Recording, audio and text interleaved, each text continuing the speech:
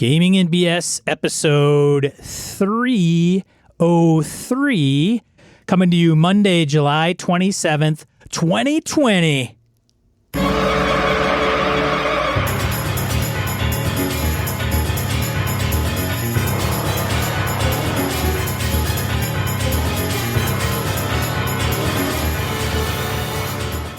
Welcome to Gaming and BS, a tabletop RPG podcast. I'm Sean. And I'm Brett. Welcome to the show. Welcome back, folks. Glad everybody's on board. Hope you're feeling better than I am. I kind of feel like crap today. Brett, It's something on my shoulder. I think I'm getting old, dude. Football injury. I don't know what the hell this is. It's so fucking painful. It's just this throbbing, and I'm like, what the hell have I done lately? Then my wife's like, well, did you sleep on it funny? I'm like, have I actually hit an age where if I sleep badly, I am messed up for days? Yeah. So annoying. Yeah. This is why I keep going to Taekwondo, keep working out, keep stretching, and then something like this happens. Like, God damn it. Yeah. So anyway, ibuprofen, not touching it. Little Biofreeze, nothing. So now we're doing an old-fashioned Scotch remedy. I take the fucking edge off. Yeah, man. I think I gotta do more yoga. I gotta do yoga, man. I think that's the thing. Like, just stretching and stretch shit. is huge, man. It's big. It is big. Yeah. So. Yeah, I did whatever I did. It sucks. Anyway. So if you're doing yoga, let us know. Or if you're got a technique to loosen up some muscles in a particular location, let us know. This has been middle-aged white guys complaining about their bodies. Episode 1. And moving on, let's change the topic. Let's talk about dungeon crawls or something fun today. Hey, Virtual Gamehole Con is coming up. Registration badges available. Sean, you're doing something, correct? I do have something submitted. I have Delta Green submitted. We will have a soiree through Zoom for those that are going to be, even if you're not going to be going to Gamehole Con, let us know in the forums or something, and we'll put a link in our forums so you could join anyway. A soiree on Saturday, I think it's like afternoon, because some people like to game at night, so I tried to pick a time that was... This will just be a come in, hang out, listen to Sean and I babble, listen to other people talk. Just, we don't get to see each other, can't shake hands, give hugs like we usually do, so best we can do. We'll have some topic of discussion, like what are you playing, or whatever, and so we can. So it's not crazy randomness all over. Yeah. Do you hate the idea of virtual cons as much as some other people do, like Brett sometimes? But I am still. I'm gonna be honest, Sean. I am. Brett is not overly enthusiastic about. I am not. The virtual con just kind of doesn't. It isn't singing for me. But I think what I got to do is much like the first time I got back into running games at conventions. The first time I ran a Gamehole Con, Sean needled me. I'm like, God damn, fuck it. Boom, I'm going to do it. So I think what I got to do is just log in, put an event out there, and go. It'll be fine. It'll be fun. It'll be good afterwards. It'll be like... Yeah, it's like, I got to get through this. How will it be? It's like our show. It's like our show, Brett. It's very much like it's like our show. Brett's like, gets on here, talks for an hour. My shoulder hurts. This hurts. All goes away. It's done. I feel great. Yeah, it's kind of very much. All right, so you're doing a Delta Green game for the BSers, though, right? Yeah. So Delta Green, as of this recording, this Thursday the 30th, kicking off session 0 to make sure. One, everybody has access to Roll20 that doesn't have access. Who's making what characters, if they haven't already. A little bit about Delta Green and the settings so that everybody's kind of on the same page if they don't play Delta Green or don't own it. And then probably give some warnings because there's, I think, a suicide theme in this specific adventure. And the lethality factor, too. I mean, if you're used to, I still got 10 hit points left. I'll charge it machine gun nest type of play. Right. Or if you get disappointed when you try to shoot the monster and the monster doesn't fucking die, it may not be the right game type of thing. Right. So 4 lucky victims, player characters, will be going through that. Running music from a Darkened Room by Mr. Detweiler. A lot of folks he thinks it's one of the best ones he's personally done, so I figured might as well start there and see what happens. Hopefully it'll be like a 2-session run, and then we'll start up the next thing, whatever that might be. Nice. Yeah.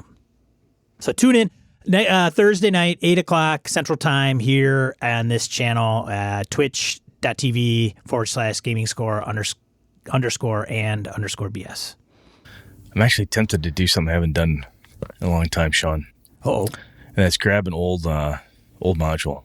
Yeah. Old BX, like Lost City. Yeah, man. And throw that out there for the patrons. So somebody mentioned it on, I think, Nolabert threw it up and on Twitter's, and I talked about it. So I've not found something like, I got to run this thing for the BSers type of deal. So anyway, so speaking of games, before we get into random encounter here, Sean, I ran my Middle-earth game for my kids. Ah, yes. How did that go? We had a kickoff on last Wednesday. Went really well. Characters were made before, so we got through it. They got in a fight with 2 orcs in the woods. They almost died. They went, oh my God, this is really dangerous. We just ran through the combat. They got to experience the critical hit charts and foraging for herbs to help deal the muscle and tendon damage that they took. So got that sorted out. Then they played wonderfully cautious and reckless in all the right places. Got smart. Used fire, snuck in, snuck out. They actually had cleared out the tower through some clever play. And they didn't believe that they cleared out the tower for 2 days in game. So like, oh no, we're watching it. They leave and escape and watch the tower. And they got back in time to still save the dwarven captives so that they didn't die from starvation in the prison where the orcs had captured them. But it was kind of funny. Like, you guys don't want to go back in yet? And Ilana's looking at me like, are you kidding me? I took a major stomach wound. AJ almost lost his arm. No, we're not going back in. We're positive there's no action in there. It was smart. They did really, really well. They had a blast, though. They're liking it. We're playing. They like the Middle-earth setting, and I'm doing my best to kind of evoke the world, the setting, the feel of it. Ilana wanted to play High Elf, so she's a Noldor elf. AJ's a Hobbit. So they're having a good time. They're really enjoying the names. Oh, we're in Bree. We're outside of Bree. Oh, that's the old forest. That's this. So they're really, really grooving on that. So far, so good on that. So have they read all the books? AJ started the Lord of the Rings stuff a number of years ago. I think he was too young for it. He bounced off of it. But he's going to pick it back up. They've gone through The Hobbit. So it should be good. It'll be fun. Have they seen the movies? Oh, yes. Yeah, so at least there are some references there. Yeah. Oh, yeah. Did you get any gaming in? Because we know you wrapped Tomb of Annihilation. I did. As a matter of fact, we have a random encounter from Jeff, actually, this week. Well, should we wait and just get right into that? Well, we'll wait. Well, that would have been a nice segue. But I got to say, I was in Hobbs's Lyncium game Sundays from like 8 to noon. He runs BX. Oh, so yeah. My second character, Ruxus Hammersmith, the dwarf, is surviving. Like my previous character took one for the team, met an untimely death. So we've made some progress. It was fun. It's good times. Very cool. Yeah. How many people playing in that one? Let's see. It's Bird, Hawk, Aaron, and myself. So 4 players and Mr. Hobbs. The last couple of sessions, he's streamed them up on Twitch, so you can find it at Hobbs665 here on Twitch. I think so he's got them tune up. in there, kids. You can take notes on what not to do. Watch what Sean did and go, oh, that's why he died. Oh, geez, I wouldn't have done that. Take some notes. Yeah. Learn from our mistakes. Cool, man. Sweet. So let's get into random encounter. Yeah, you got to read this one. If it's Jeff's, you got to read it.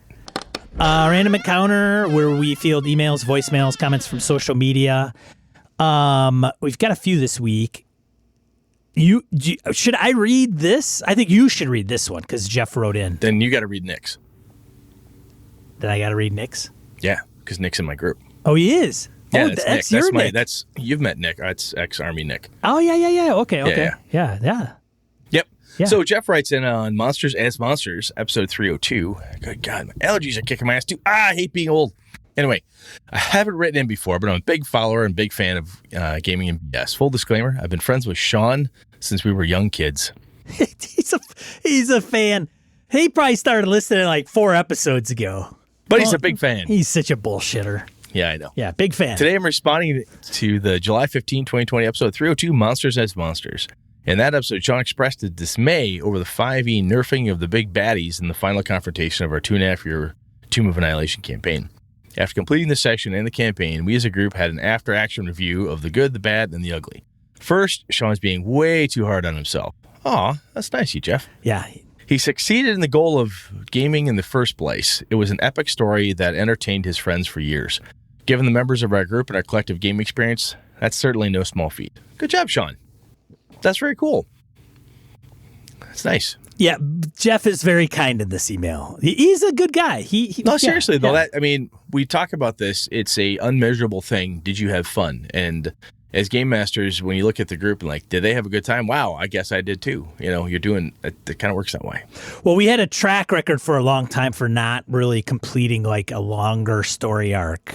Campaign. Talked about that. So yeah. With my whistle there. All right. So second, Sean hammers on himself for overestimating the baddies and underestimating the PCs in the final encounter. As all along the way, he had balanced challenges and threats throughout the rest of the 2+ year campaign sessions. We can all second guess ourselves, but I like to say that for most of us, this is our first deep dip into playing 5e. Damn, I had made mistakes through the entire campaign, nerfing myself or overpowering things and getting checked by our DM and players. We all have, because it was also a learning experience for us. Our DM made this journey fun and memorable one of our best, which is, again, saying a lot. Third, I confess that in preparation for our last session, I studied the crap out of my paladin and mapped out several probable courses of action, as opposed to shooting from the hip like I'd previously done. So he says, Jeff outlines that, but my take, and I'm sure that was... You think he was coming from the hip anyway? No. I think the reason I interject is Jeff is notorious for like rolling and counting up all his crap, right? Like 54 or 5. Okay, 19. All right. Yeah. Okay.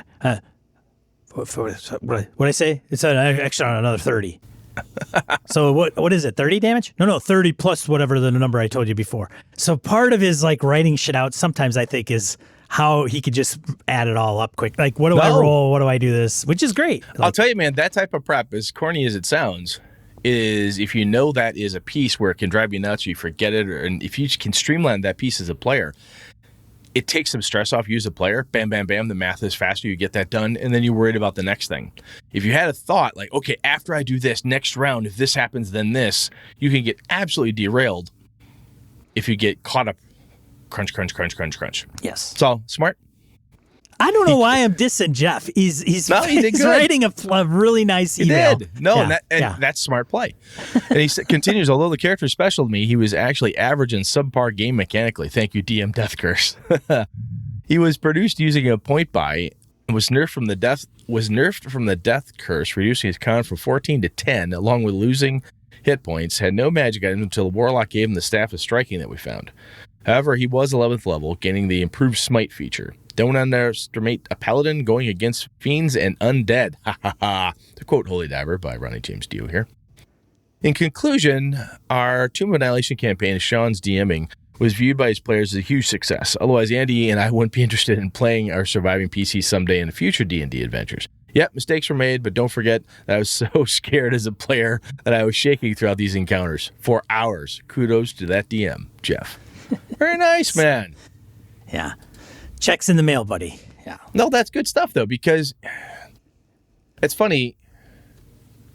The small things that, we as game masters do sometimes, it is wonderful when players do something nice like that, like Jeff did, to say, hey, thank you, that was fun. And I started doing it. My group started doing it ages back. I first started like, hey, guys, I had a really good time. Thank you for playing. And almost 30 years ago, 25 years ago, when we started my group back in 91, the first time we started saying it, they were like, "What? What do you mean, thank me? That's kind of, what do you mean?" And we started that, and now it's a tradition. That was fun, had a good time, or, boy, that was challenging, or, man, whew. Well, I think I fucked up there. I don't know if this character's for me. We start off, when we end, I should say, we start off with thank you, just for being there, right. And then we have a little round robin, like, hey, that was cool. Oh, I like this piece. Oh, I like that piece. And then, hey, JR, I like what you did. So that's good stuff. It's nice when the players take the time to pat you on the back. It's good, man. Yeah, thanks, Jeff. You got to read this one then. All right. Rory comments on applying pressure and tension in episode 294. So he goes back a little ways. Excuse me. Hello, all. OSRE? Sorry. Sorry. OSRE. Sorry it took so long to chime in on this one. A nice way to quietly but visibly apply the pressure is with visible timekeeping. Visible timekeeping. I found the concept here at the Angry GM. We'll have a link to the reference, angrygm.com. We'll have a link in the show notes there. Yeah. Scroll down to the time pool. Is you want the original article. I find the persona in which he writes his article is a bit much, but I like this idea. Summary of how I use it. Put a container out on the table. Tell your players you're going to check for an encounter once an hour. Anytime the characters do anything, search the room, check for secret doors, waste time debating choices in the middle of enemy territory, pick a lock, you add a die to the pool. Each die denotes that 10 minutes have passed. You hand wave this and assume some things take a few more minutes, some less. Fair. Anytime you have 6 dice in the pool representing an hour, you pull them all out, roll them, and if a 1 comes up on any die, encounter/event/complication, whatever fits for the story or from your encounter table. Ooh, interesting. Yeah. The generic system uses D6s for the pool, but if they are successfully sneaking about, add a D8 or a D10. If they are ransacking rooms and talking loudly as they wander about, add a D4. Having a mix works. I can see that. There is more detail at the Angry GM site. I like it as it is a simple way to show that time-wasting activities in the adventure can lead to complications. You could use the same idea if you need pressure on a day-to-day basis. If the party is using downtime and can't decide what to do, use the time pool and set it to 1 dice per hour or 1 per day. At a preset period, roll the dice. A 1 comes up and their lives get complicated. Maybe the Pentagalon attack, whatever. That's that vampire I've got. Yeah, that's the one that Brett was talking about. Yeah, the floating head vampire. I know we could just choose to decide when to goose the players, but having the visible mechanic puts the outcome in the hands of the dice gods, and the players are less likely to whine that you are being an evil rat bastard GM. Which you are, or you would not be applying pressure. But they don't need to know that, do they? I Rory. like that. Yeah, that's not a bad approach. I think some of these things are nice because it does take away that, oh, you're just bringing it up, or you're just being that heavy-handed GM. Well, I like the idea of the different die types too. Yeah. Because when the D4 shows up as a 1, they go, oh yeah, that's the time we were dicking around in the dungeon corridor, tossing the halfling around. That's probably what caused that problem. Oh, that's when we use a horn of blasting. Yeah, that's probably what that was, or whatever the case is. Yeah, I like that. Yeah. I like that. And then even when the D12 is in there, go, God damn it. Oh, we had 2 of those showing up as 1. Son of a, pretty neat. I like that idea. Yeah, finally get the D12 some action. Well, it also doesn't take a lot of extra gear. This is dice you've already got, right? You need a timer. You don't have to go buy anything. You just need a bowl or a dice bag to put stuff in. 1, 2, 3, 4, 5, 6. Oh, 6 dice. Clatter, clatter, clatter. I like that. That's pretty cool, man. Thank you, Rory. That's thanks nice. for sharing that, Rory. All right, what do we got here? Jerry G writes in. So Jerry G. Yes. He made us those styrofoam battle boards. Yes. Right? Yes. Those things are really cool. That's this Jerry. Yep. Okay. Before I launch in, let me first say congratulations on your recent milestone success. 300 episodes is an awesome achievement. I've heard most everyone so far. Also, it was an honor to have my question opened up with and a great addition to the advice you were both kind enough to offer. Every last word was taken to heart, and I've been collecting a great deal of tools and things to help solve the problem of sometimes not feeling prepared for my players' wanderings. I have one quick question and a tool to offer as perhaps something for others in the company. Question first. My players are a mess when it comes to keeping track of the events of their characters have been through, as well as some of the magic items they've been gifted or found. I know you guys have covered this a bit on the show, but how do you both confront that problem in your games? As for the tool, it's directly related to this and how I confronted it with one of the groups and it wasn't available for the other at the time. The Tome of Delving. This hardbound book is amazing and solved that for me with one of our groups. A ledger, NPC log, session notes, every number from your character sheet, and the whole shebang is in one place. We've got a link in the show notes here. DungeonNotebook.com is the website. The Kickstarter to Pathfinder's version is underway with very little time left as of when we're reading this here. Thanks for the answers and the show, Jerry. I'm going to have to take a look at that book, man. That sounds interesting. I have done a deal where, because my group right now, we're using Roll20. And Roll20 has this wonderful handout section, little updates. So I take session notes and I crib them out to things that I think are important. And I put big bullet items in there. And what I'm using those for is reminders for the group. The other thing that we also have the chat log because of Roll20. Sometimes people can go through because if they find a magic item or something, I'll often post its properties in the chat log so that they can reference it. I don't have to constantly explain the damn thing. The other thing I have done is told people, write this down. It's not my job to remember this shit for you. Now, again, I've been gaming with these group of guys for over 20 years. So if they fuck up and don't remember, I'm like, dude. And Lenny's like, yeah, that's my fault. My bad. Should have remembered. Sorry. Not everybody's like that. And not everybody has 20 years of gaming experience and friendship behind them to like Sean and Jeff. You can look Jeff in the eye and go, dude, the fuck? You know you had a +2 axe. Yeah, I'm dumb. I'm sorry. I forgot to add the 2. You know, we could have that conversation. Not always easy with different players to have that rapport with. Sean, anything pop to your mind offhand? A couple things. If there's a player that's tenacious enough to keep track of stuff and write stuff down, I usually have one player that enjoys doing that or they take it upon themselves to do it. Great. Drawback, that player's gone. Okay. So keep that in mind. Otherwise, I used to have, and I don't know if we brought it up, Jerry, last time, and that's kind of what you're referencing, but I used to have a spreadsheet that I'd make in like Google Sheets, and then I would print it out in paper document, or I could just use it now on the computer while I'm running. Mm-hmm. I would just have like name or note or whatever, call it, key it, whatever, number it down the page, and then across just say whatever, note, page number. Where the item came from in the adventure. Where it came from. And then, because I used to do it where if somebody got something, and they didn't do identify, they don't know what it is. And so I had to keep track of that. And they may not identify that thing for like 2-3 days in an adventure. And that could be 3 or 4 sessions. Or a month's real time between sessions. You're like, fuck, where'd I get that sword from? Yeah. I think it's the one from the Gorgon. Christ, let me look that up. Yeah. And if you're running a campaign like Tomb of Annihilation and you get a key, it's found in the jungle, and they're not going to hit the tomb that key belongs to in like, days or weeks in real life.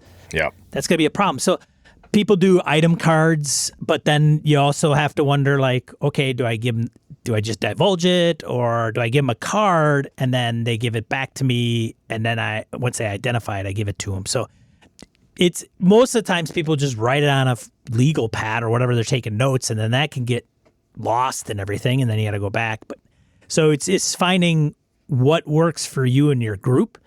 Any of those would probably do the trick. I'm sure there's others. If that tool Jerry's talking about is neat, I'm going to have to take a look at it. The other thing you can, like in the realm of, free shit you can do is your Google Docs, right? Right. They're shareable, so forth.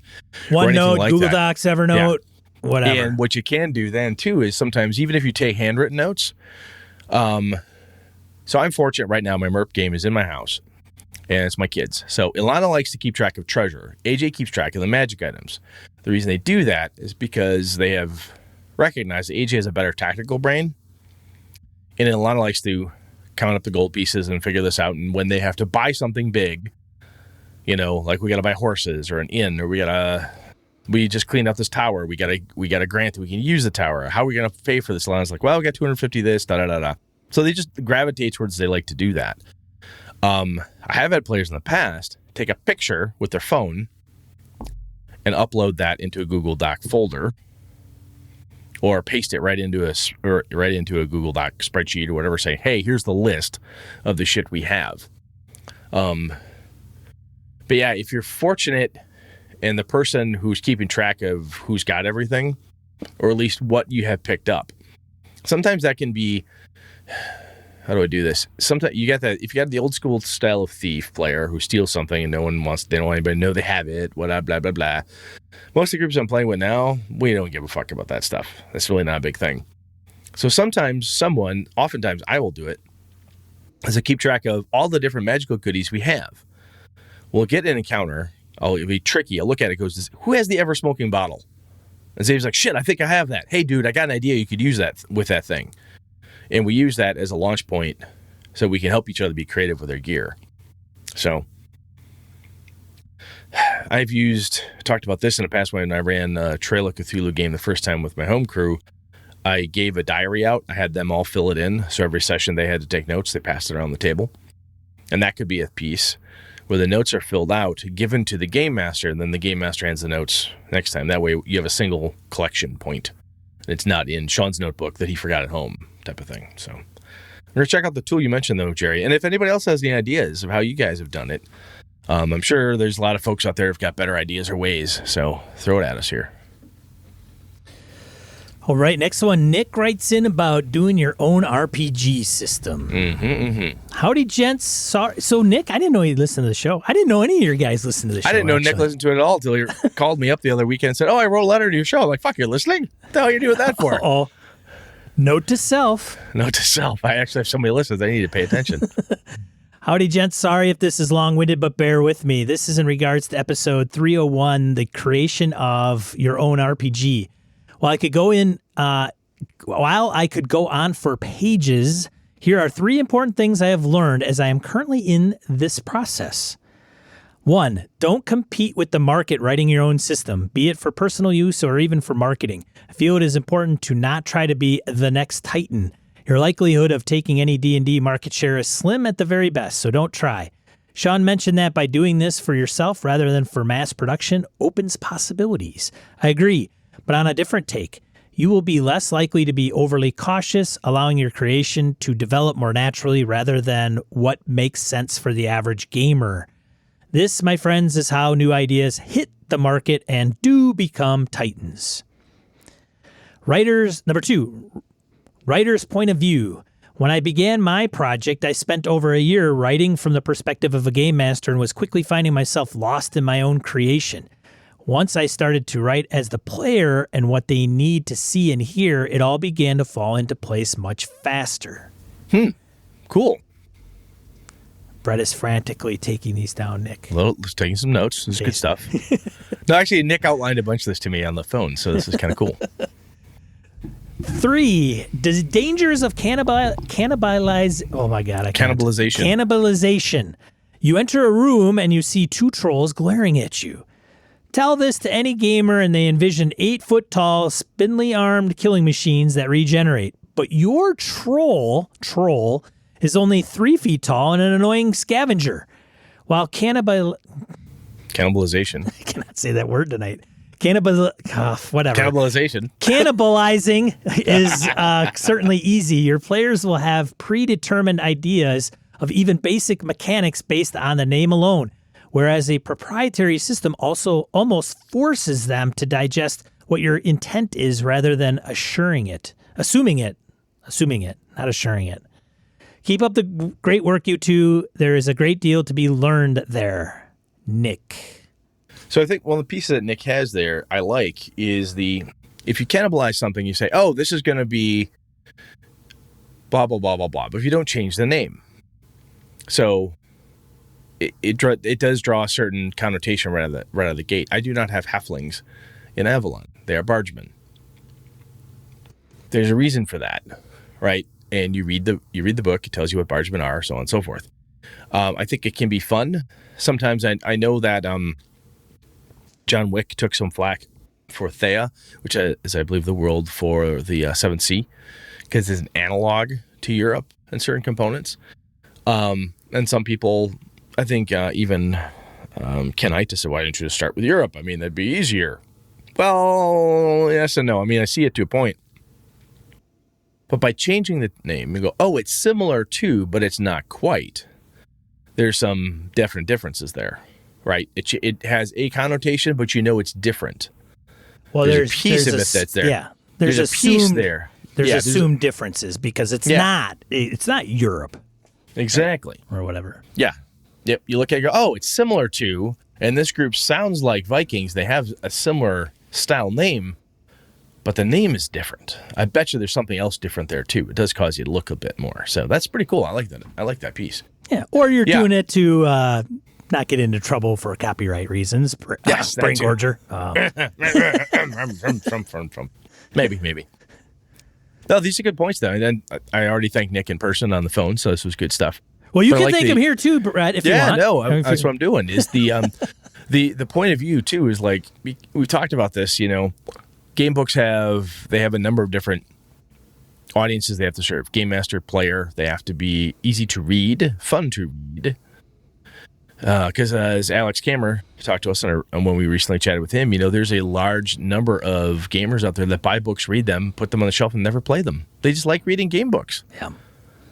And when Alex said that, I first thought, that sounds fucking weird. And I looked to my left over my shelf, went, it's not as weird as it sounds. I guess I do have a few of those. So, I mean, yeah, there's finding a voice, finding a way to do it, and maybe having to split it up sometimes. You know, if you're addressing something that the players need to function with versus the game master and so on. So, good stuff, man. Thank you, Nick. Appreciate it, brother. Yeah, Nick, thanks a lot, man. All right, let's get into the main topic, right, bruh? Let's jump. All right. Main topic. Yeah, baby. All right. What are we talking about this week, Brett? So dungeon crawls. We talked about them in the past, but you just wrapped up the Tomb of Annihilation.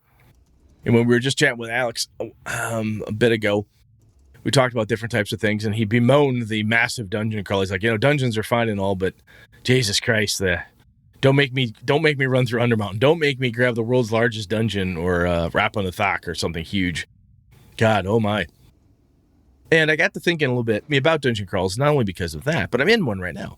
I'm in Undermountain, the Mad Mage, and I'll be doing that tomorrow. My character's going back. We're going back to that. So I thought, when we say dungeon crawl, I think we need to define it a bit better and realize that we are using dungeon crawl concepts in many other types of games and settings. So, you ready, Sean? Let's see if you track with me here. Dude, I'm ready. Dungeon crawl, man. Underground, lots of stone, brick walls, dark, dank, damp, full of creepy crawlies. Can be. Done? Most, maybe. So Close? I would say close, yeah. I would say any confined space where exploration of the environment is critical to the experience, right? So you've got D&D style underground dungeons like you just talked about. I would actually hazard that your mothership game was a dungeon crawl in space.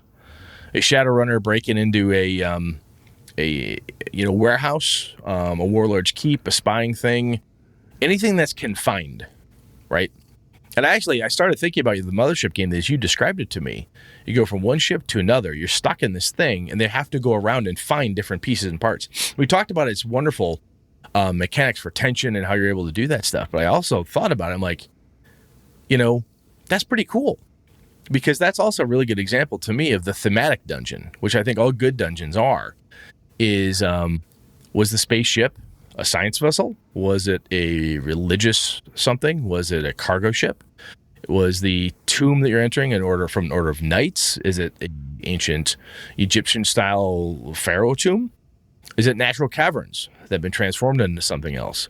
Was it a warehouse used for smuggling? Is it a medical facility used for unauthorized testing or something that your dark characters are going to sort through? Is it a manor house on the edge of a dark, dank, miry, swampy place where your Cthulhu investigators are going to dive into? Essentially a dungeon crawl.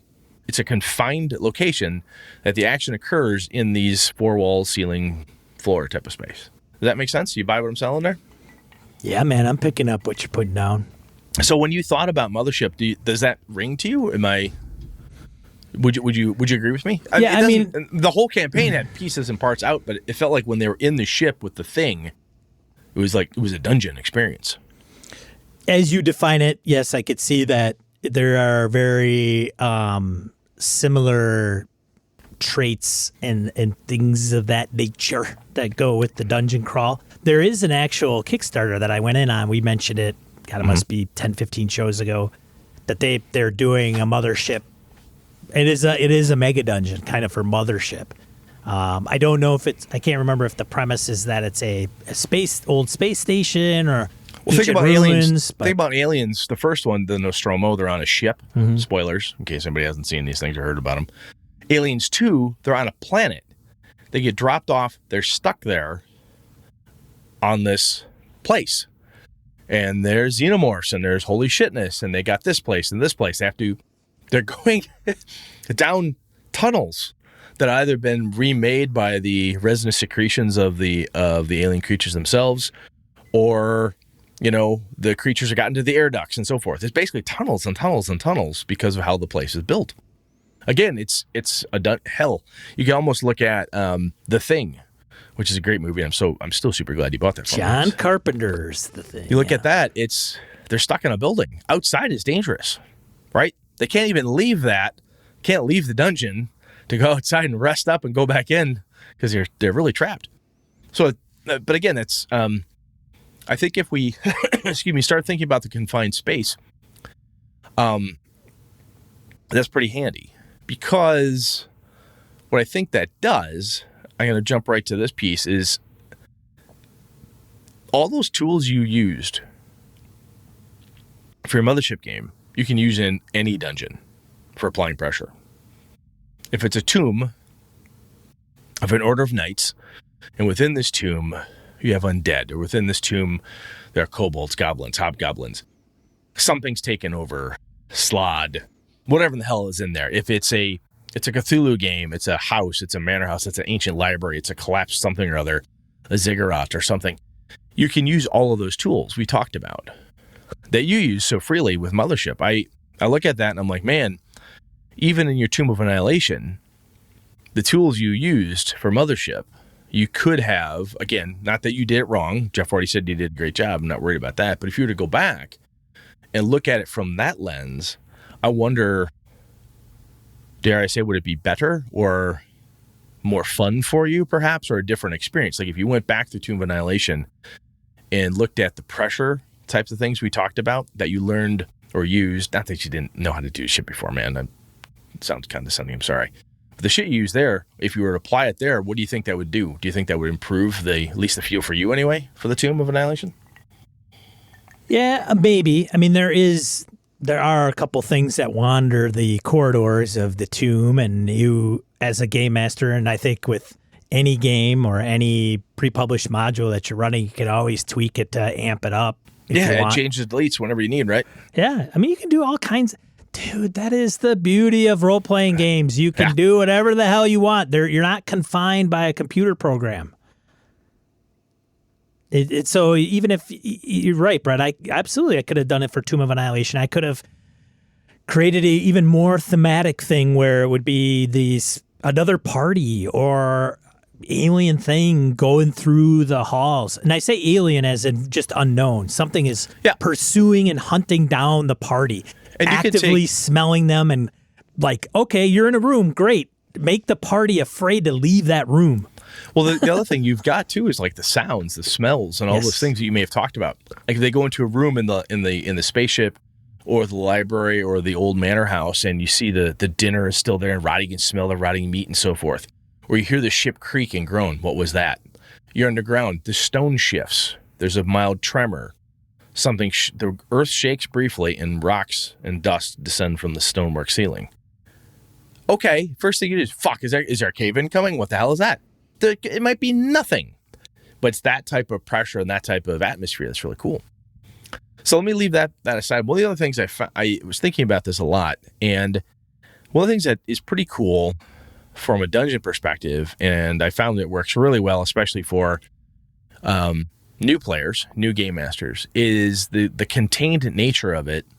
There's oftentimes a very clear objective, right? We're in here to save the prince because he's been abducted. We're in here to clean out the troll infestation.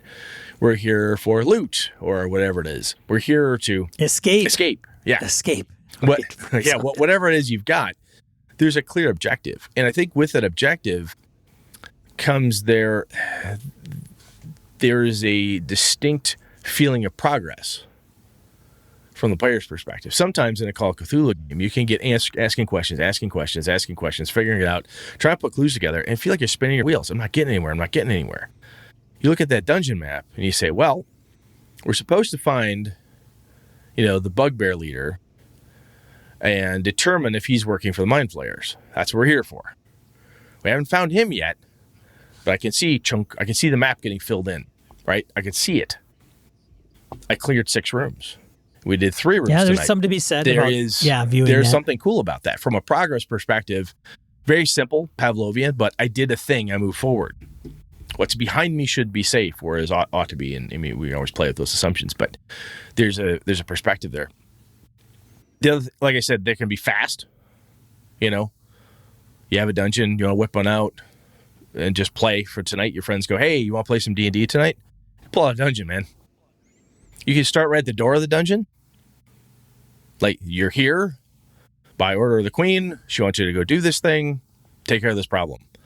Or goblins kidnapped the blacksmith's son. Or so-and-so's gone missing. You think they're here. Whatever. Undead. Whatever it is you got to have. Or you go way old school. You bust out the first edition Advanced Dungeons and Dragons DMG, and you use do the random rolls for the map generation, and then you roll on random tables to find out what's in the room, what's in the hallway, all that stuff. Treasure tables. Oh yeah, it can be complete random, which could be a boatload of fun. Just a hoot, right? If you want to, are you prepared? Nope. Here we go. Doesn't matter. It's gonna be a son of a bitch for all who's excluded. Let's go, people. Craziness could ensue. The other thing that's fun to me about the contained nature of it is that you can build this yourself. Much easier, in my opinion, than the entire world. I got the Greyhawk map up here behind me on my little green screen. Building that every time you want to figure out where your campaign is set. Well, it's in Greyhawk. Is it in the Grand March? Or is it in Parmage? Or is it, let's see. Okay, we're going to start in the Bright Desert. We're going to go here. What's the politics? Da-da-da-da-da-da. Pretty intensive. You can do the very simple, start small, start uber small. There's a town called Hamlet. Directly outside of Hamlet is this moat house. Go solve that problem. Right there. Boom, boom. Yeah, it might spawn into something different. You can lay seeds and plant stuff for other things, but you could build that with relative ease. If the player's having a good time, again, rolling your own from a dungeon building perspective, or even you're co-opting something else, wow, they used up the first 2 levels you built. They're still having fun. They think there might be a 3rd level. Hey, guess what? Over the weekend, you can whip out a 3rd level. That's not that hard. Because you got the themes going. You're already working on it. But you got to make it harder. You can make it harder. That's where if you need to use your CR list, you can jack them up. You can toughen the monsters. But anyway, I think it's a great place to start designing your own setting stuff. If you're not used to that, if you want to cut your teeth with a little bit, what do you want to do? Instead of saying, hey, I don't want to play Forgotten Realms, Greyhawk. I don't want to play in Shadowrun setting. I don't want to play Star Wars. I want to use a Savage Worlds game system, and I want to make my own world. That's a lot, right? Or if I want to play Call of Cthulhu, but I don't want to have to pick up, Murder on the Orient Express. I don't want to have to pick up Massive Nyarlathotep. Man, I'd like to have something a little bit easier. But I want to do my own. You can do this.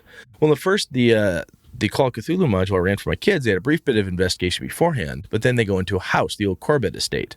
It's in the house. That's where all the action happens. It's a haunted house. It's a dungeon. It's 2 stories high and a basement. It's a dungeon, just in a box, right? So anyway, you can build those types of things, have a really good time with as a game master, flex your world building muscles by doing it because it's contained. You don't have to expand it over the whole goddamn globe. You don't have to worry about the political ramifications of a ghost infesting this this crypt, right? You just deal with it. The other thing that's fun for me is you can try out a lot of new things as a game master here, right? So I listened to what you said, Sean. I'll go back to your mothership piece and thinking of that as a confined dungeon-esque type of experience, you pull out some stops to do some more pressure stuff and tweak and mess. Now you've got some more tools in your toolbox. Had you said, you know what, I'm going to do that, but I'm going to try to use that in Ravenloft. There's a lot to digest in Ravenloft. Or, hey, I'm going to add this little bit of tool to this massive 200-page levels 1 through 20 adventure. Or Master of Nyarlathotep. Or a huge Shadowrun adventure. Or, a series of, you name it, right? Every game system has a bunch of stuff.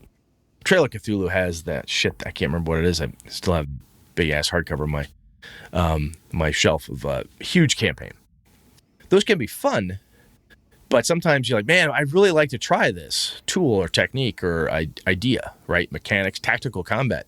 If you've done a lot of theater of the mind, but you want to try your hand with miniatures, you want to crack into Roll20 or something like that, a dungeon's a good place to start. These tactical maps, because they're not all expanding.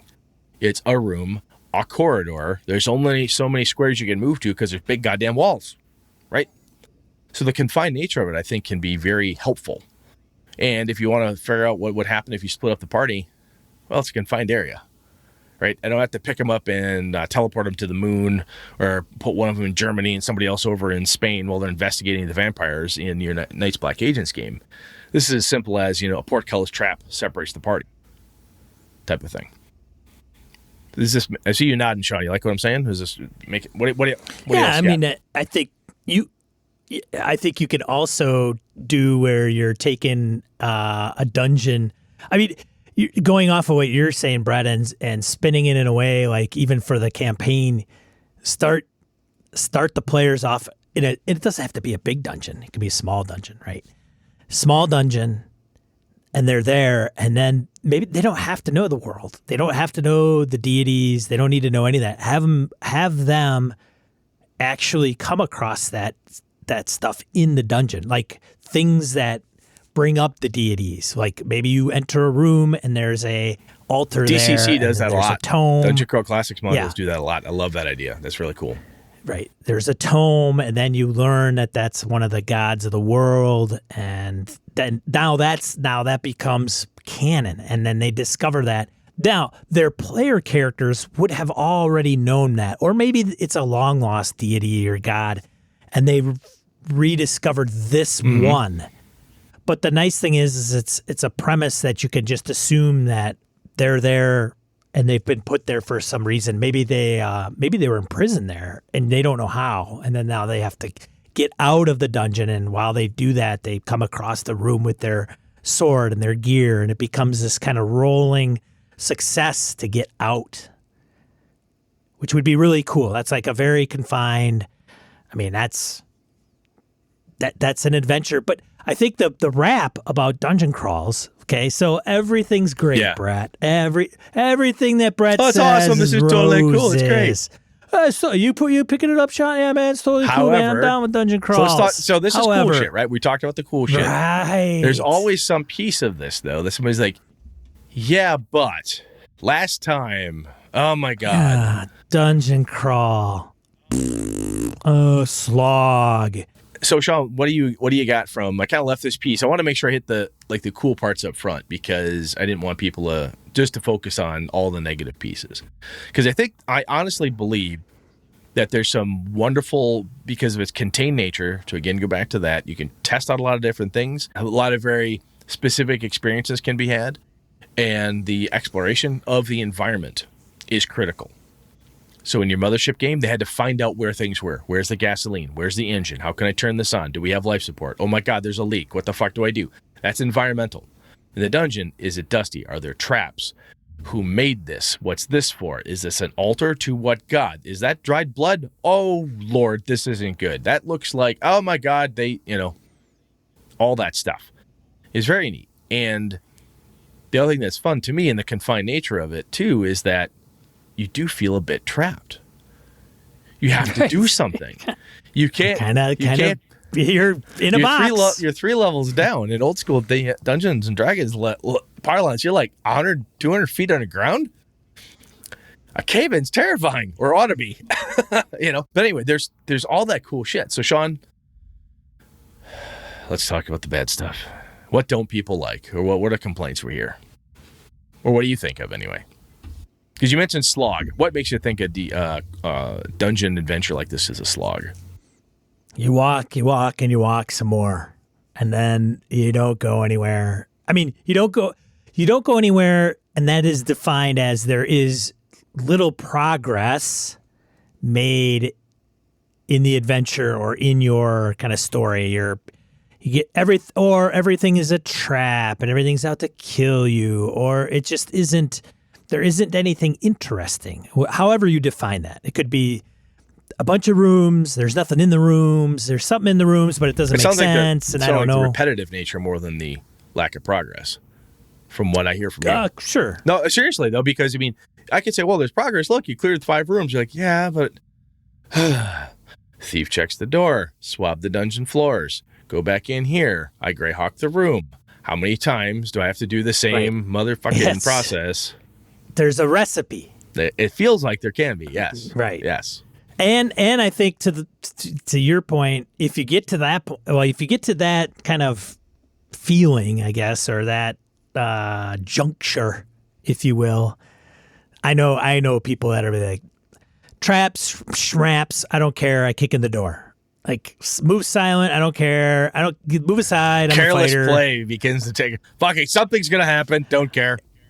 That may be psychological too. It could be player character, right? Totally They're could be starting to lose in the dungeon. Yeah, snapping on you. That's right. So it could be very formulaic. It can be, and I think that's where, if you look at some of the DCC stuff, I think they do a great job.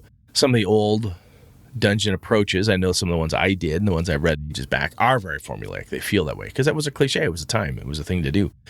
Now, though, if you think about what you had done with Mothership and take a theme and apply it heavily, it's a dungeon.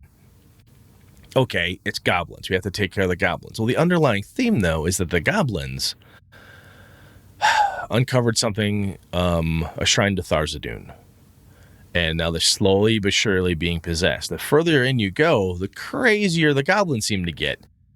And you don't even have to have traps, right? This could be a trapless dungeon. Not every creature traps everything every 5 feet or whatever. But things get stranger, or it just becomes different in some way, shape, or form. Taking that theme, right? And instead of yes, it's a 10 by 10 corridor. Use your words. It's dusty. There are no tracks. What do you mean there are no tracks? The dust has got to be 2 feet thick. Really? Yeah. But there's scrapes on the wall. How do those scrapes get there? There's no tracks. Interesting. Okay, strange. But that shit has to pay off. It can't just be, yes, yet another unexplained dusty hallway. Because again, the repetition. So when I look at Mothership, I look at your Call of Cthulhu adventure. Sometimes you can go, yes, this is our guard room, much the same as last. Okay, cool. Players click. We already described the guard room 3 times. We know what that is. This guard room is different. How so? Well, here, you note that the guards, all their weapons are still in the little weapons locker. All the guards are sleeping, or are they dead? What happened here? So you're mixing it up. There's a theme, because the farther you went in to this lair, into this warehouse, into this medical facility, you find out that there's a gas leak, and the gas is poisonous, or whatever's going down. So you build on the theme. I think that helps to break the monotony and makes the players have to do something different, because now it's no longer about check for a trap, shoot everything that moves. Now it's like, okay, I think we have survivors running around, or there's something different going on here. What's that noise? much like the mothership thing. What is that? You can't just shoot everything that moves, because if I do that, I'm going to damage the fucking ship and I'm going to die. So what do I do here? I don't know if that answers your question, but I do definitely see that. I think there's a piece that, as game masters and designers of these dungeons and these confined spaces, we need to not get too big unless the players are really, really grooving on it, right? If you sit down and build a 20-level dungeon crawl, and each level has anywhere from 50 to 100 rooms, that's a lot of shit. It's huge. It can be super wicked fun to map this stuff out in a graph paper book. I got one on the side of my desk here. It's fun. Every once in a while at lunch break from work, add a few rooms. It's this goofy, wonky-ass dungeon. I showed it to AJ. He goes, wow, would we ever play this? I go, I think this would take forever. It wouldn't be that much fun. And he laughed. I said, but I'm going to take pieces of it because I like this little piece. I'll make a small dungeon out of it. But a dungeon crawl, a lot of times to people, they think about Undermountain. They think about the world's largest dungeon. They think about Rapa the Thok. They think about these massive things. Ripley and Company in the second Aliens movie, that was a planetary, settlers, basically, is what they had. They had buildings and stuff. That's a fair size. They didn't go all that far, though, because they couldn't. It was dangerous. They could stay in certain areas, control rooms, the lab, the medical bay or whatever. But you could have made the mothership thing the size of like an aircraft carrier. Dude, you and I walking through I've talked to men and women who've been on aircraft carriers. You don't know every part of it. No, they're pretty big. If you're going to search an aircraft carrier, it's a floating city, for Christ's sake. That's like, I know the city like the back of my hand. Do you? Do you really? Every crack, every crevice? No, you don't. But it doesn't have to be that large. Hell, even in Avalon, instead of adventuring through the entire city, I started in neighborhoods. And that's my suggestion to the game masters and the players when they read the book, is like, hey, pick a neighborhood and start there and expand from. So again, I think to help avoid the repetition and the mind-numbing aspect of it is keep the dungeon smaller, confine the confinement, if you will, right? Even in Alpha's Undermountain game, we knew it was dangerous going in. We're going to do a big goddamn dungeon crawl. We're going to go as deep as we can, as far as we can. Let's just see what happens. We may get bored halfway through. We may quit, or we may die, or whatever. Don't care. But we knew that going in. But a large dungeon is nothing to spring on your players either. Like, hey, guess what? It was a wonderful world-shattering campaign, blah, blah, blah, and everything was going well. Now you're in the dungeon of the Lost Pharaoh, and you're going to be here for the next 10 sessions. Really? That's not what we signed up for. I have a bard who's into politicking. I've got a cavalier. I've got a this. I got a that. And now I'm underground for a month? You fucker. We got to watch out for that, too. But I think the slog aspect of it, I think, can be undone by limiting the amount of time required. A 5-room dungeon can be plenty room dungeon. To have the dungeon taste, something you can build, you can do. And I don't know about some of you folks out there, but for me, you can have a 5 to 10 room dungeon that might take you 2 weeks to get through. And that's playing every week. It might take 2 full sessions of 2 to 4 to 6 hours just to get through a couple rooms. Depends how your players are, man. One bad combat, whole thing could go to shit. So yeah, I think Jeff and the gang spent 1 8-hour day and maybe 2 rooms. I could totally see that. I was like, wow, this game helps if you decide to do something. I think the other thing that you can get with what I would consider a decent sized dungeon, something like if you set it up, the players know what they're getting into, you're going into this, it's mothership, we need to move. There's a reason we have to figure this out, right? We're stuck in a ship. We have to save this thing. We have to get this information from the Bugbear Chieftain or about him to report back. We have to do this thing because if we don't, we have to find what's going on in the spaceport because the Klingons could do something. I have to do this thing in the Cthulhu Mansion because I have to stop this ritual. You have a reason to be there. And when you get in those confined spaces, if you've done your job and the players have been paying attention, they want to keep moving. They don't turtle up on you. They want to keep going. They want to press, which can be fun in the dungeon experience because you can get them to burn. right? From the pressure perspective, you get them to spend a little bit more. Just a short rest. Just a couple dice. You get some hit points back. You're fine. I have my fireballs. You don't need fireballs. You'll be fine. Cantrips are cool. They do a lot of damage. Carry on. Players will push. If you don't have a clear goal, though, if you're like, hey, it's a big dungeon, let's just go through a dungeon crawl. Oh, yeah, little boy, I remember that back in high school. Yeah, let's dungeon crawl. 5 sessions in, someone's like, what the fuck are we here for? And I think part of the nature of the slog and the bad piece is, what the fuck are we here for? And if you don't have a goal, why are you here? And if it comes down to, in my opinion, well, Brett's character is here for the glory, and Sean's character is here for gold. And Sean's character looks at his character sheet and says, I have 2,000 gold pieces. I'm done. I can leave now and pay off the debt I have and marry the barmaid I've been sweet on for the last 2 years. I'm done. I don't need this shit. I'm out. Again, it's like a group goal. Why are you all here? You're all here together for a reason. What is it? You know what I'm saying? Does that make sense? Yeah, that's with anything. Yeah, but almost any campaign, like, all right, here's the deal. But at least if you're outside the dungeon, though, you could be like, fuck this, I'm going east. Screw this. Yeah. Fronty can bite my ass. I'm going to the Grand March. Fuck this. I'm out. God damn, I'm going to go see what the Horn Society wants. I'm out of here. Screw this shit. I'm going to another spaceport. Fuck you, Jabba. I'm out of here. You can't do that in a dungeon. Or it's not as easily sometimes. It's a little more confined. You don't feel like you have that option to just walk in a different direction. You feel very trapped. And if the game master and the environment isn't fun, you don't have a really good reason to be there, that trap feeling can suck, and it becomes that slog. Sean, are there other pieces to a dungeon that you don't care for or that you've heard people bitch about? I've always heard we talked about keeping track of gear and rations, and some people don't like dealing with that. The resource intensive approach. Mm-hmm. You're in a dungeon. How do you survive? And you may, and that's always tricky too, because if you want to play that type of game, that's great. If you run it by your players and they're fully understanding what that means and they buy into it, then awesome.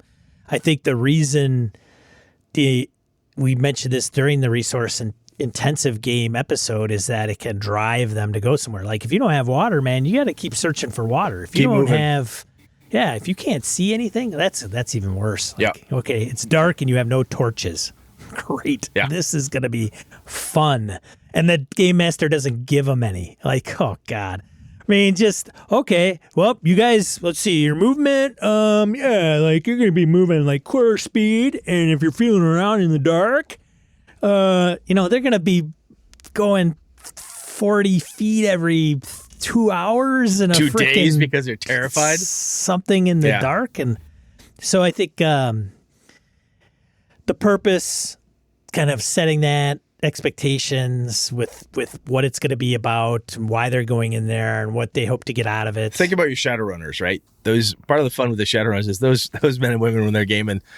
As a game master, are you guys done gearing up yet? Well, I might need a flashbang. Maybe we should get one of these. Do I have flechette rounds? How about an extra vibro knife? How about we get for fuck's sake?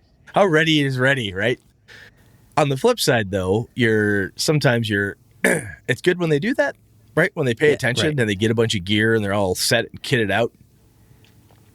And then you have the opportunity, if you don't want to run the intensive, you can do a little hand wavy stuff. You can do some of the other things we talked about, from managing or maintaining it easy or easier. But yeah, I think that one of the pieces I can do is help drive forward momentum. Move, people. I can say this. Mm-hmm.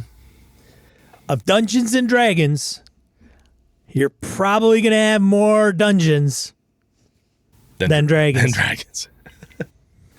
At least that's my experience. Yeah. Dungeons and a small amount of dragons. Yeah, usually. Maybe dungeons. A dragon. Mostly. Yeah, it should be mostly dungeons, not many dragons. That's what the name of the game doesn't should be. Sell. MD and DM or MD and MD. Nah, it doesn't work. But but this dungeon crawling, man, it is like a staple in the fantasy RPG hobby. I still honestly think when I look at my Call of Cthulhu adventures, go in the haunted house. It's a fucking dungeon. It is. It doesn't feel like one because we're in 1920s tweed with a revolver and a flashlight. Suddenly, we don't feel like we're in a dungeon anymore. One could argue that reason. One could argue, though, if you're in a house, a Victorian era, Lovecraft 1920s Victorian era house that's, 5,000 square feet or whatever, ridiculously big, unless they go into like the cellar. It's not a basement. A good old-fashioned haunted house, though. Can't break the windows. Good old-fashioned haunted house Can't get can out. be... Can't get out the store. Well, that's the thing. That's true. That's what I was going to say. Well, I'll just jump out the window. Nope, can't. Why? Sorry, unbreakable glass. What the fuck? Yep, spirit won't let you. Son of a bitch. Unbreakable glass. But there is... So then it seems that may be a little ham-fisted, but that would be the only argument, right? That's the only difference. But like the linear piece, the rooms, different rooms having different themes. I mean... Man, can you imagine House on the Rock? Oh, Jesus, that'd be weird. Oh, yeah. If folks aren't familiar with House on the Rock, it's not far from Brett's house, actually. And it's an old... it's a weird-ass inventor artist guy's place. It's fucking strange. But imagine being in there by yourself at night, and it's dark. And some of the animatronics just happen to kick in, and you hear bizarre flute playing in the distance. That'd scare the shit out of you. If you ever get to Wisconsin, you got to go to House on the Rock. That's the where to go. But so it is like that. But I think the dungeon is even more precarious to some degree. Honestly, that's why I think we need to take the lessons we have from the other games that are in those dungeon-esque type settings and really transfer them over there. Yeah. And some of it is the fact that it doesn't go on forever. The haunted house is only so big. The dungeon only has to be 20 rooms. If that Victorian house is 30 rooms and a basement with 5, it's only has 35 rooms. That's a fair-sized underground dungeon system. Sure. Right? It's not bad. 35 rooms, that's not that big a deal. Take that, dump it underground, and, populate it with something else. Mind flayers and put a shotgun in the back of it. You could still do that. Call of Cthulhu has many caverns and caves and other things where dark things dwell in the swamps and whatnot. There's stuff like that. And I still think you'd take all the stuff you learned from Mothership. If you did that type of thing in a dungeon, in a D&D style setting, where you get them in there, a trap goes off. They got to find another way out. Okay? They got to find a way out. They know there's another way out of it. Do it, and suddenly they're being hunted by a thing, or there's a problem. There's something going on, right? That becomes cool. Then suddenly that dungeon crawl, that checking around, that looking in every room, checking every place for resources, you have to do that because you've got to get out. Some of it is just flipping not on its head, but just adding something new to that experience. And I still honestly believe that limiting the amount of time, the amount of space you have to explore. Don't make it, I shouldn't say don't, you don't have to make it 100 levels deep with 100 rooms per level. You don't have to do that. It doesn't have to be massive dungeon slog. How many rooms are in the back of the basic set, the basic book? I think there's one up back there, right? The Notorious. Yeah. That thing is classic. Like anybody who's... Doesn't have if you to be haven't seen it. Doesn't have to be that big. No, it's not big at all. But anyway, I think it's cool. I mean, you take a castle, you take a manor house, board up the windows, seal the doors. So yes, you could get out. Any decent adventurer could hammer through that or pry the bars off, but you are now confined. You're on the third story of a manor house, and you feel stuck in there. That's one of my favorite parts of patting myself on the back here for a second, but I like my Blacksmith's Folly. One of the reasons I like that adventure from Avalon setting is where part of the manor house that it takes place in, you're stuck in this, you feel confined. Things are locked up and boarded off and whatever. Yeah, you can get out, but when you're in the house, the creep factor goes up because it's closed. Everything feels closed, right? Walk into someone's house, all the windows are drawn, it smells musty or has been cleaned in a while or what. Yes, you can open a door. Yes, you can leave, but there's an oppressive feeling that hits you. And you're like, I gotta stay for dinner, huh? Okay. Suddenly in my Castle Ravenloft. I can leave. Sure you can. Type of thing. Anyway, I think as we go on as game masters and players, it's very common. I see sometimes people say dungeons are a lesser form of gaming. I've heard that type of thing. Oh, that's for kids. Oh, that's weak. Oh. And I'm like, fuck off. As soon as I hear that, I'm like, yeah, you're not doing it right. Or you don't know what fun is, type of thing. But I think some of the stuff we talked about, I think you can breathe some life into them and make these things pretty fun. And I think you're dead right, Sean. If you're not careful with this stuff, it becomes a slog. Yeah. And you may, when you introduce it to your players, you may say, look, guys, I've got this cool thing. Or it's part of a campaign. It's like you're going to go in a dungeon. And if somebody goes, oh, Christ, we're going to spend the whole rest of the game here. Go, hey, look, it's just a piece of the story. Oh, okay. Then they go into the dungeon and come out and move on to the next thing, which happens to be Barovia or wherever the fuck it is that they are. But having these be interludes, again, is a place you can practice your tactical gaming and do some of the other fun stuff you want to do. These wonderful thematic little interludes you can have. They're pretty fucking cool, man. I think they're worth exploring and putting back in and thinking about them as useful. So, anyway, I've been at this for a while. I think I've babbled enough. Anything more to add up to that, Sean? You good? I would say that if you find dungeon crawl interesting, or if you have a favorite dungeon that you've run or been involved in, let us know. We'd be interested in hearing about it. I know there's the infamous ones like the Tomb of Horror. Yeah. I mean, any old school module, a lot of them are dungeons. If people Borrow Maze. Yep. So there's some really good ones, I think, that have good story to them. Mm-hmm. Not just thematically, but there's a fun piece to use. And I didn't have a chance to get into it here because I ran off of the mouth as I usually do. But, you can, how are you using dungeons as pieces and parts in the larger story? Yeah. As pauses and parts. The Mothership game, that was a piece of the game. It was a big component on the ship and all. But the way you described it to me, Sean, there's more to it than that. In a Shadowrun, there's more to it than just breaking into the medical facility to steal the secrets. There's stuff there. Right? And same in Call of Cthulhu. You have to go solve the problem. So you have to break into the library after hours and deal with this and then get back out alive and in one piece when you accidentally awaken the Shambler. What are you going to do? But you're going in there to get something to get you the next key to move on or whatever. So anyway. Oh, that's a good point. Kirstrom in the chat, Teagle Manor. Oh yeah, Christ, I haven't. If you haven't seen Teagle Manor, I played through part of Teagle Manor. I had a buddy of mine in the old days. He loved it. That was his go-to dungeon. That was a son of a bitch too.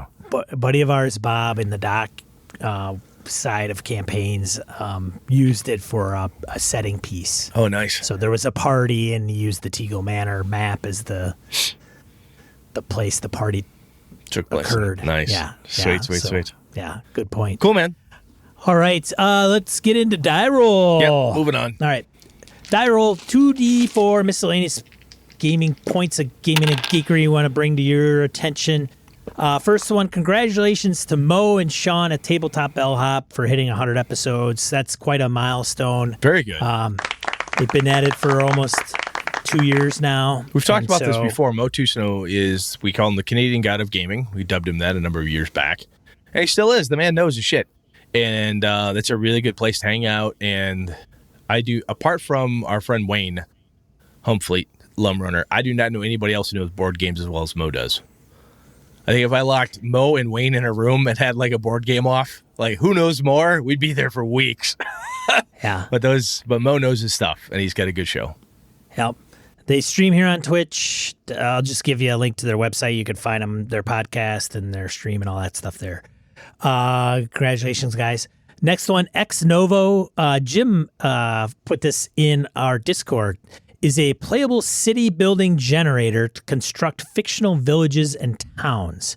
This physical game can be played alone or with up to 3 friends. Cool. Playtime ranges from 1 to 3 hours. Check that out. I'll actually so check that out. And then I thought that was kind of interesting. And then the last one, but not least, Battle Lords of the 23rd Century. So they are going nuts on Twitter, trying to get on podcasts, getting some exposure. I think their Kickstarter just ended. You can pre-order it.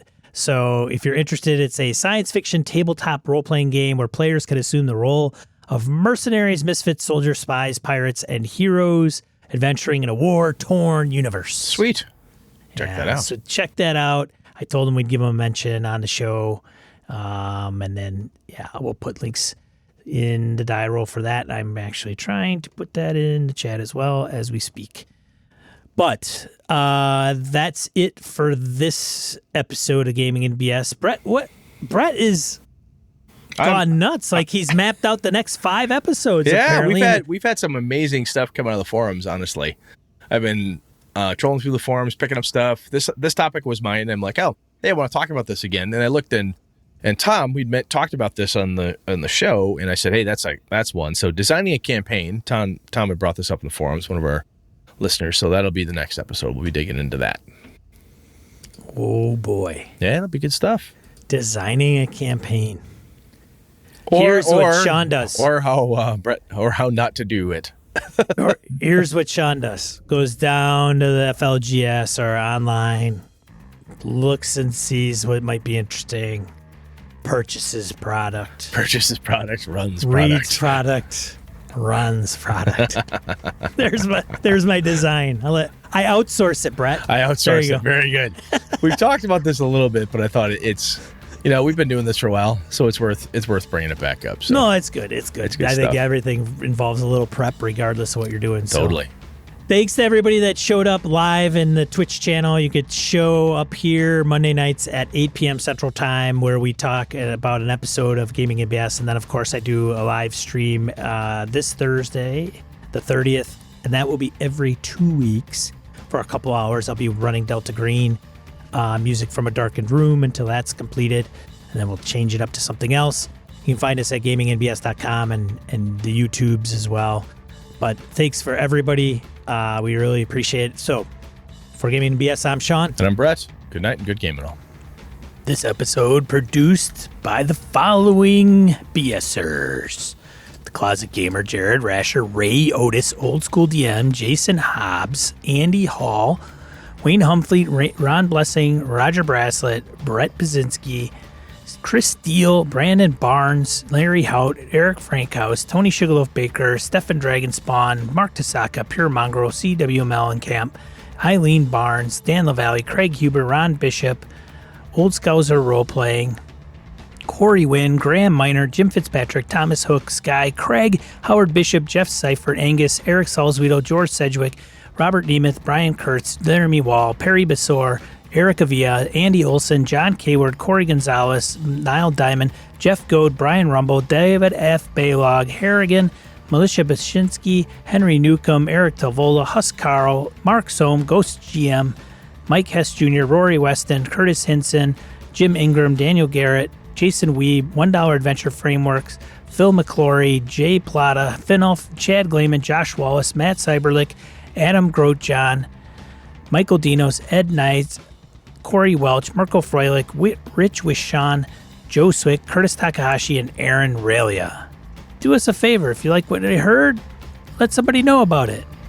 Thanks, BSers. This has been a Litterbox Studio production.